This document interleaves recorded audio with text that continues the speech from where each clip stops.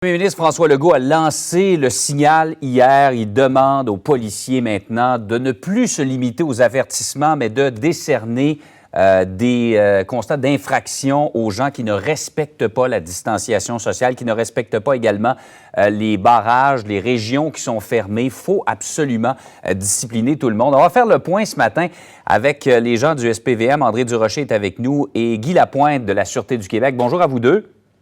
Bonjour. Je mentionne aux gens que le service de police de la Ville de Québec également a été invité, mais semble-t-il qu'on va sortir plus tard seulement aujourd'hui. Je vais juste commencer avec M. Lapointe d'abord pour parler de la question de ce qui sort ce matin, M. Lapointe, les cellulaires qui vont pouvoir être géolocalisés pour finalement arriver à pincer ceux et celles qui ne respectent pas, qui doivent être en isolement, en quarantaine et qui ne respectent pas tout ça. C'est bien sérieux, cette nouvelle-là? Oui, par contre, il faut un petit peu relativiser par rapport à ce qui est écrit dans l'article de ce matin. L'objectif n'est pas de suivre des gens à la trace, mais plutôt à titre de dernier recours. Si, par exemple, la Direction de la santé publique nous demandait de localiser une personne qui est atteinte de la COVID-19, qui est introuvable, une fois les moyens traditionnels, aller voir à son domicile, tenter de le contacter par téléphone, contacter des membres de la famille, en dernier recours, à ce moment-là, on pourrait utiliser la triangulation pour localiser cette personne-là afin de pouvoir l'amener en quarantaine ou en confinement. Donc, c'est un moyen exceptionnel, donc. Oui, il n'est pas question de suivre des centaines ou des milliers de personnes à la trace sur une base quotidienne, loin de là. C'est vraiment dans le but de localiser des personnes qu'on saurait contaminer à la demande de la Direction de la santé publique quand toute autre méthode ou moyen d'enquête ne nous aura pas permis de les trouver. Bon, c'est clair pour ça. Monsieur Durocher, si on regarde, on va voir une carte de la situation à Montréal et des secteurs chauds, comme on dit, des secteurs les plus touchés dans la métropole. Il y a une intensification de la surveillance, notamment dans les parcs présentement, parce que visiblement, le message ne passe pas toujours. Hein? En fait, ne passe pas toujours. Dans la majorité des cas, il passe, mais par contre, effectivement, là, dans des grands parcs, on n'a qu'à penser au parc du Mont-Royal, au parc La Fontaine, par exemple, parce qu'il faut garder en tête l'objectif qu'on a, c'est qu'on ne voudrait pas en arriver à une situation où pour une poignée ou quelques récalcitrants, en fait, on soit obligé de priver la majorité des citoyens de pouvoir prendre une marche dans un parc. Vous savez, actuellement, le beau temps s'en vient et il y a des gens pour qui le fait de pouvoir aller prendre l'air, ne serait-ce qu'une demi-heure ou une heure de temps, ça va être un peu comme une soupape qui va permettre de passer à travers cette difficile épreuve.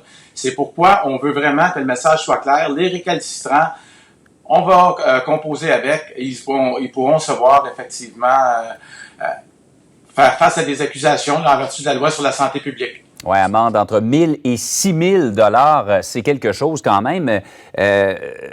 Dites-moi, qui les gens appellent? Parce qu'il y a des gens qui nous disent là, qu'ils veulent faire des dénonciations. Est-ce qu'on appelle au 911? Oui, c'est plus facile. Les gens appellent au 911 parce que, par exemple, à Montréal, c'est le 911 qui répartit les autopatrouilles.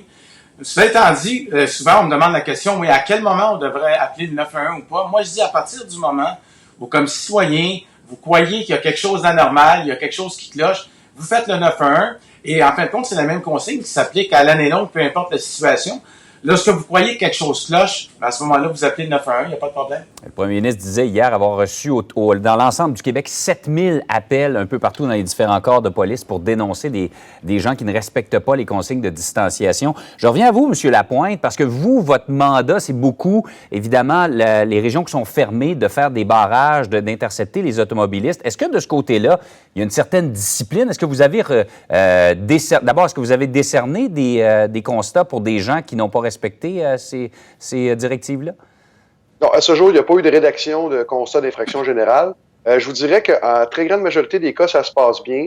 Évidemment, il y a toujours une petite période d'adaptation lorsque les nouveaux contrôles sont mis en place, mais les gens collaborent. La grande majorité des gens qui se présentent sur les points de blocage ont généralement des motifs légitimes de se déplacer, que ce soit des motifs médicaux, que ce soit parce qu'ils assurent un service essentiel. Et pour les gens qui n'ont pas des raisons valables de se déplacer, les gens font demi-tour, les gens collaborent. Il n'y a pas vraiment de cas particulier à dénoter où des gens, par contre, auraient tenté de passer par un autre chemin ou auraient refusé d'obtempérer. Donc, ça se passe quand même bien sur les points de blocage. Donc, je m'adresse un peu à vous deux, là. À partir d'aujourd'hui, il faut s'attendre à une intensification de la surveillance. On va voir autant au SPVM qu'à la Sûreté du Québec, plus de policiers peut-être ne plus se contenter de simples avertissements gentils, là. En fait, pour la Sûreté du Québec, ce qui va changer du côté de la Sûreté du Québec, c'est que bien on va continuer à sensibiliser les gens lorsqu'on va constater des gens qui agissent sciemment ou déraisonnablement, là, manifestement connaissent la réglementation, décident de ne pas la respecter. C'est à ce moment-là que les policiers vont rédiger des constats d'infraction généraux et par la suite, bien, les gens pourraient se voir décerner des amendes. Ouais. Et du côté du Québec, vous allez voir une intensification des patrouilles, particulièrement dans les grands parcs de l'île de Montréal. Oui, on a parlé entre autres du parc La Fontaine, parc Maisonneuve, où les gens vont faire du jogging, vont marcher, tout ça, mais il faut vraiment respecter les consignes. Bien, merci beaucoup. On rappelle en terminant, M. Lapointe, c'est étoile 4141 sur le territoire de la SQ si on veut dénoncer? Ça peut être le 911, ça peut être le étoile, pardon, 4141 ou encore le 310-414.